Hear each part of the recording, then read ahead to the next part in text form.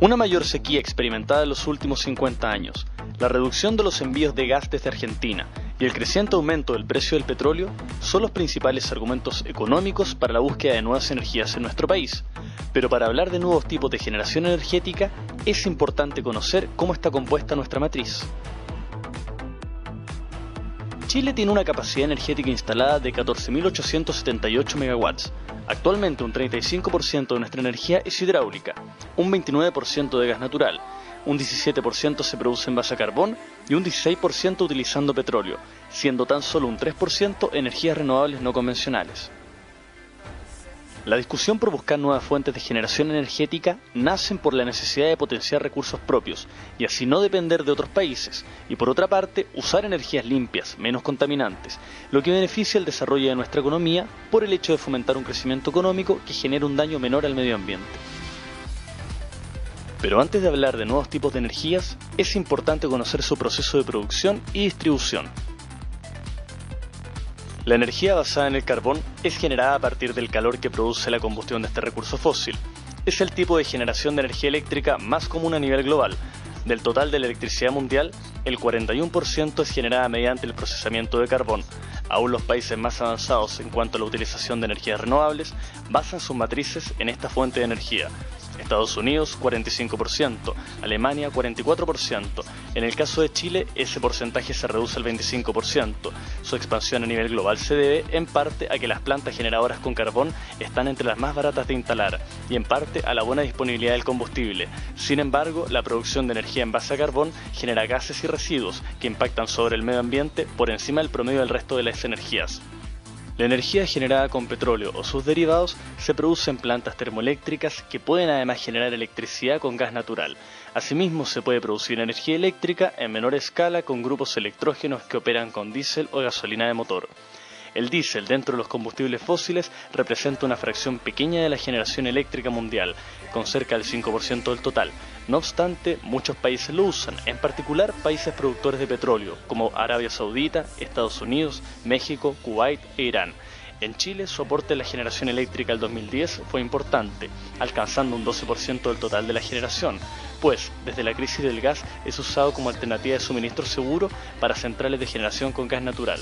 Las centrales con petróleo o derivado son de baja inversión relativa y se pueden construir bastante rápido. Sin embargo, la utilización de diésel genera importantes emisiones de contaminantes a la atmósfera y el combustible es muy caro dado los actuales precios del petróleo, por ello se utiliza principalmente como respaldo. La electricidad basada en el gas natural es generada a partir del calor que produce la combustión de este recurso fósil. El mundo obtiene un 21% de su generación a partir de este recurso. Chile no posee este recurso entre sus reservas naturales y genera el 6,4% de su energía con este combustible. Entre todas las opciones que utilizan combustibles fósiles, es la que tiene menores emisiones y es una energía segura si se dispone de suministro constante. Si bien en el mundo es una opción relativamente económica, en nuestro país el recurso debe ser importado. Esto nos hace dependientes de otros países para la entrega de suministro, lo que quita seguridad y encarece su costo, ya que para su transporte el gas es procesado en su forma líquida y luego convertido nuevamente en gas al llegar a puertos chilenos. La generación hidráulica es aquella que utiliza el poder de los caudales de agua para hacer girar turbinas generadoras de energía. Chile posee una geografía muy favorable para este tipo de energía, y eso explica que una parte importante de nuestra energía se produzca por esta fuente. Sin embargo, el 42% es bajo comparado con el de países vecinos como Brasil, 80%, Colombia, 83%, o Paraguay, 100%, y con el promedio general de Latinoamérica, 63%. La energía hidroeléctrica es la más económica de las fuentes de generación existentes y no depende de los costos de combustibles fósiles, ya que no los utiliza. Esto hace que el precio para el usuario final sea más económico y estable. Sin embargo, debe tenerse en cuenta que su rendimiento depende de las lluvias y deshielos. Según ello, puede proveer entre 1/3 y 3/4 partes de nuestra energía eléctrica. Por ello, se debe disponer de otras formas de generación eléctrica para garantizar el suministro. Asimismo, el agua no puede ser trasladada a los lugares de consumo energético, por lo que es necesario hacer inversiones importantes para transportar la electricidad generada. La energía hidráulica genera impacto ambiental al modificar el ecosistema acuático y terrestre, pero no genera residuos ni emisiones. La tecnología hidráulica de paso sin embalse reduce significativamente los riesgos ambientales. Las diferentes centrales de generación energética aportan su producción a todo el territorio nacional. Este está dividido en 4 sistemas: el sistema eléctrico de Magallanes, el sistema eléctrico de Aysén, el sistema interconectado central y el sistema interconectado del Norte Grande, siendo estos 2 últimos los más grandes del país, abarcando cerca de un 99% del consumo. Lo importante es poder llegar, ¿no es cierto?, con la energía que se genere, ya sea por una central hidráulica, por una central térmica, por una eólica o por cualquier otro tipo de forma de generación o de transformación de un tipo de energía a energía eléctrica. Tienes que llegar con esa energía eléctrica en definitiva a los centros de consumo. Los centros de consumo no se van a cambiar necesariamente porque tengamos centros de generación localizados en determinadas partes. Lo cual significa en definitiva que hay que robustecer a los sistemas de transmisión para poder llevar la energía que sea producida por las centrales eólicas, por ejemplo, desde el lugar en donde se produzcan hacia los centros de consumo. Y si pensamos que en Chile, ¿no es cierto?, los grandes centros de consumo se concentran básicamente en la zona de Santiago o en la zona de Concepción o en las zonas mineras, resulta que igual tienes que tener carreteras eléctricas o tendidos eléctricos o tendidos de cables de transmisión eléctrica para transportar esa energía desde el punto donde se produce hasta el punto de consumo. Transelec es la empresa encargada de la distribución de energía desde el punto de generación hasta el punto de consumo. Chile cuenta con un extenso territorio. Mientras más centros de generación energéticos se construyan, mayor es la extensión de cableado a desarrollar. Algunos interpretan la carretera eléctrica como un reforzamiento de lo ya existente a nivel del sistema troncal de transmisión del país. Otros lo interpretan como una nueva sistema troncal, ¿no es cierto?, que utiliza alguna franja en donde el Estado asegura que para el que vaya a invertir en nuevas torres de alta tensión, cables, conductores, etc., asegure el Estado una franja para que esas nuevas instalaciones se puedan desarrollar. Entonces, lo que tú tienes normalmente es una especie de columna vertebral en el caso chileno, dado lo ancho, dado el poco ancho que tiene el país, pero lo largo a su vez. Tiene esta columna vertebral y a partir de ella, ¿no es cierto?, tiene ramificaciones hacia algunos de los costados en donde va a tener que disponer de las centrales hidráulicas, térmicas, nucleares, eólicas o lo que sea. O sea, difícilmente concebiría que la carretera eléctrica vaya a pasar exactamente por los puntos en donde se van a disponer las centrales nuevas o las ya existentes. Eso es muy difícil de hacer, es muy caro y lo más probable entonces es que nos encontremos frente a una situación tipo shaft de edificio. Un solo cable que recorre de arriba hacia abajo y que es pinchado, ¿no es cierto?, que es conectado con cada uno de los departamentos que necesita de electricidad, a lo alto del edificio correspondiente. Con el desarrollo de nuevas tecnologías y los grandes problemas climáticos y medioambientales, la búsqueda por potenciar el uso de energías renovables no convencionales ha ido creciendo. En agosto del 2009, el gobierno de Chile creó el Centro de Energías Renovables, organismo que busca promover y facilitar el desarrollo de la industria de energías limpias. La energía renovable es aquella que se obtiene de fuentes naturales e inagotables, ya que son capaces de regenerarse por medios naturales y poseen grandes cantidades de energía. Existen del tipo convencional y no convencional, siendo estas últimas, la eólica y la solar, las principales propuestas para desarrollar en nuestro país. En términos de costo-beneficio, o sea, en términos de materia energética en general, yo creo que en cualquier país, ¿no? Lo mejor es porque tenemos una fuente energética diferencial, con fuentes de diversos tipos. Y proponer más o seguir más hacia la producción de energía renovable no convencional. Actualmente, para la energía eólica se registran 21 parques con resolución de calificación ambiental aprobada, generando una potencia total de 1.881 MW. 3 proyectos corresponden al sistema interconectado del Norte Grande, con 449 MW de potencia, mientras que el resto entregaría energía al sistema interconectado central. La cartera actual considera además 10 proyectos que se encuentran aún en calificación, por un total de 1.211 MW de potencia.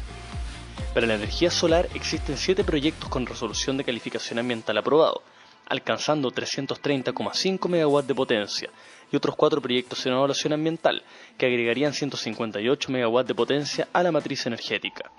Además se encuentran en etapa de desarrollo proyectos energéticos de biomasa, mini hidráulicas y geotermia. de una planta eólica, el combustible es cero. El tema es cuánto nos cuesta instalar una central eólica, ¿no? Y ese es un costo fijo, que en realidad una vez que tú ya lo hiciste pasa a ser un costo hundido y por lo tanto no pasa a ser parte del costo variable que viene en la cuenta de la luz. Sin embargo, desde el punto de vista de la inversión que hizo esa persona, de alguna manera tenemos que pagarse, esa empresa en realidad.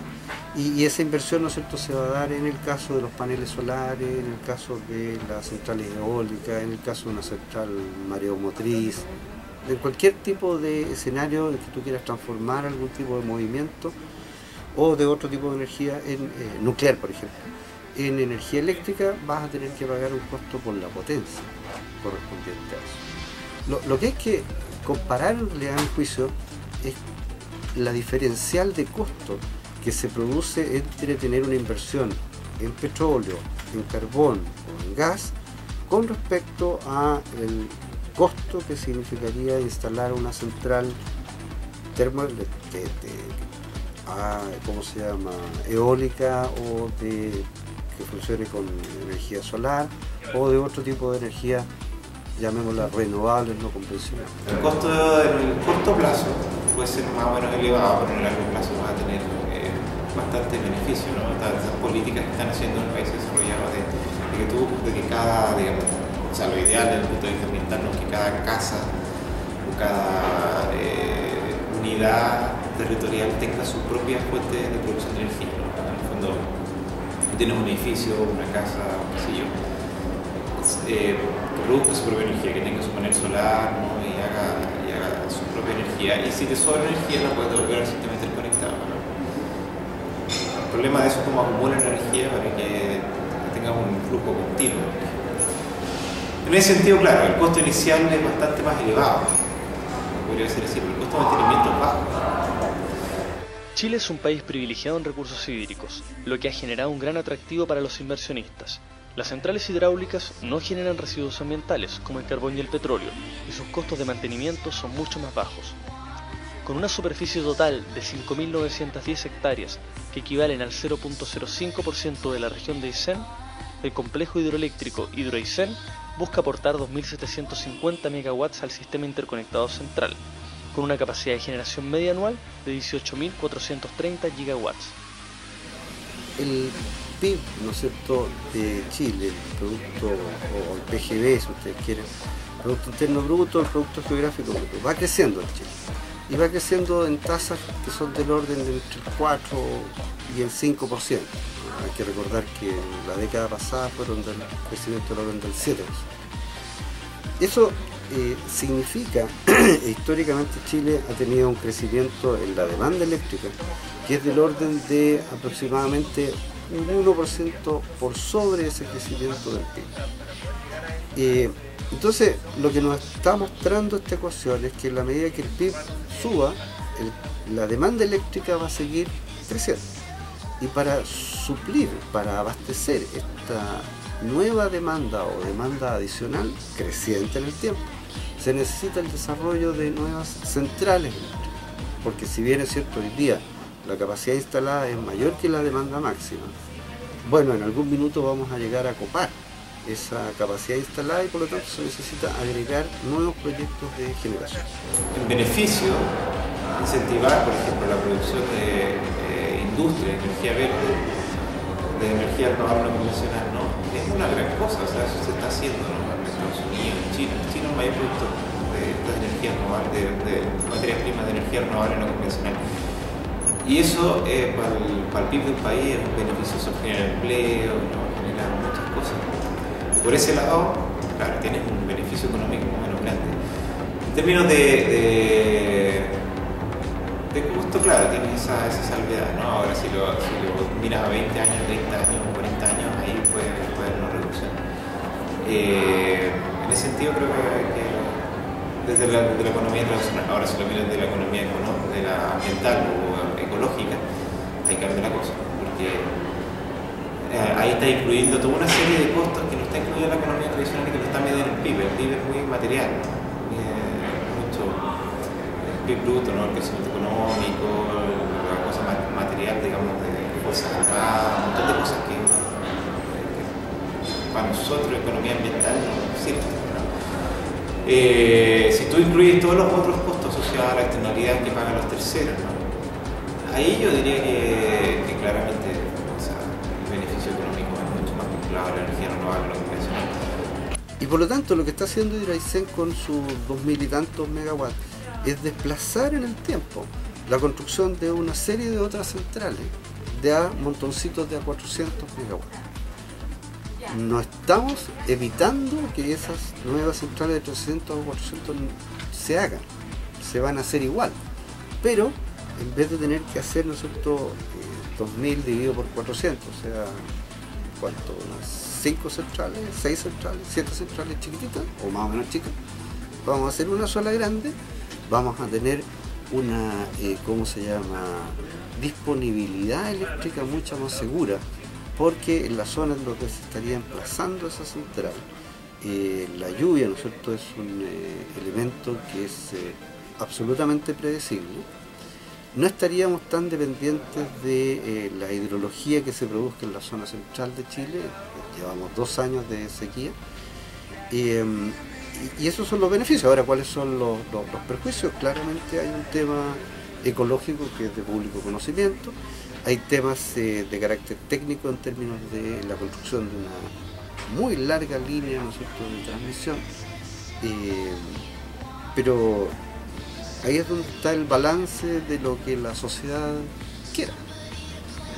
¿Queremos solucionar problemas de carácter energético a futuro o queremos mantener, ¿no es cierto?, una cierta medio ambiente libre de esta contaminación visual? Pero bueno, si generamos 1 millón de paneles de personas o de hogares que pongan paneles solares, vamos a generar la misma cantidad de energía. En términos de que hay que dar una voluntad, es decir, vamos a subsidiar esto, y puede ser que, claro, el costo inicial, como digo, sea más o menos alto. Pero eso tiene sus compensaciones, ¿no? Después, digamos, si la gente aporta energía al sistema interconectado, el gasto se va a reducir. O sea, en un futuro eso se reduce. Y también puede haber una acción de un privado ahí, ¿no?, que obtenga ganancias. O sea, como lo digo, para una empresa su costo no puede ser tan alto, por lo menos ir de a poco, quizás ir de a poco.